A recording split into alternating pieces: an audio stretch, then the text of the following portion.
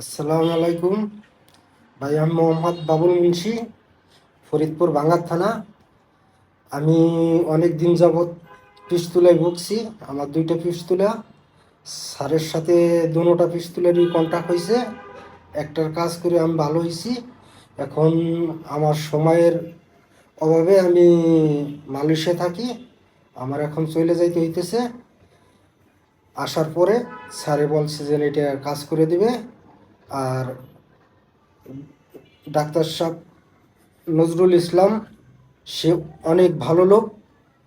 এখানে অনেক রুগী আসে, কই এখনো বলে নাই যে সমস্যা সমাধান হয় নাই, সবাই ভালো হয়েছে।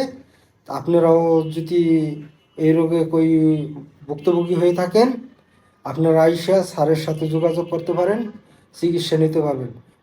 ইনশাল্লাহ সবাই ভালো হয়ে যাবেন। আসসালামু আলাইকুম।